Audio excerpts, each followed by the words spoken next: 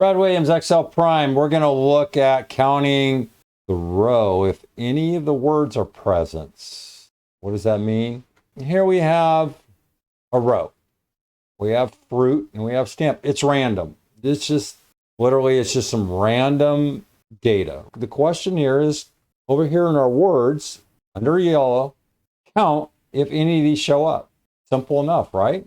We use the sum product is number and search. We know what sum product does. It's going to look over here. Well, kind of. It's going to look over here, and if there is fruit or if there's stamps, well, that would be 2. Sum product doesn't know how to count characters. Search does, and ISNUMBER can convert that stuff over. So let me show you what we're doing.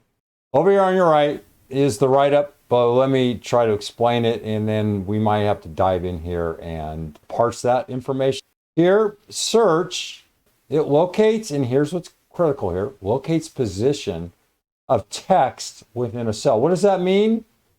Search is literally counting left to right. 1, 2, 3, 4, 5, 6, 7, 8, 9, 10, 11, 12, 13. If it finds a match, it's just going to give that first number. If we find fruit, it's going to be identified as 1.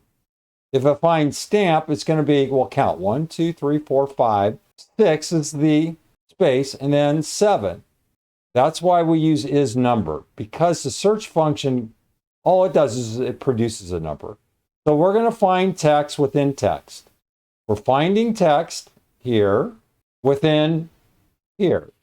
And the result will be either a number or a value. Here we have find text, F9.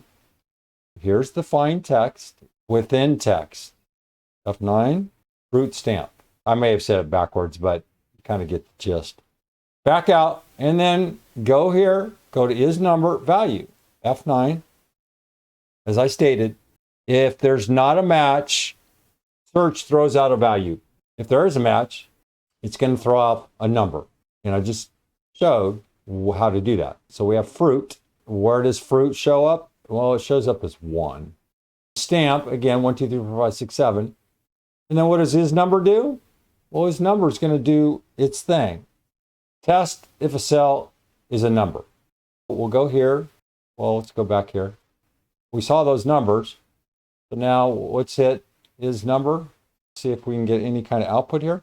So ISNUMBER is going to go false, true, true, false, true. How many times have we seen this? Repeatedly, over and over and over. I'm hammering this into you as to how Excel interprets this stuff. And then what's the next critical component? It's the unary or the n. And what's it going to do? It's just going to turn this into zeros and ones. Here's the array, single array, and we have 0, 1, 0, 1. Nifty, huh? Sum product is just going to add those two together. You can always put the n in here. If you're not comfortable with the n, stick with the unary. You can't use that n. I'll get into why. But n's going to have to be separate, I believe. N, product n. I'll get to it. But right now, just focus on the unary because you know it works. Is another example, ISNUMBER search if word does not equal word 31b5. Here, search if word 531 here is not blank. Then give us word 31. So we're looking for, down here, if the word 531 name range contains empty cells, the formula will not work because search returns 0 when search for an empty cell. To filter any empty cells in the list of words, you can use the following variations. Sum product, okay, prior to 2019, Control Shift Enter. Okay, here we go. Throw this in here, and lo and behold, it worked. You can see the error here. You can see that fruit stamp somehow continues to include that second, even though there's a space here, okay? And then you can see the correction. So just be careful when you're looking at this stuff and you go, wow, I got an answer. Yay, I'm happy. Woo. Well, let's take a look here because let's not guess. Value F9. What does search look for? You see that space? You see between fruit and space?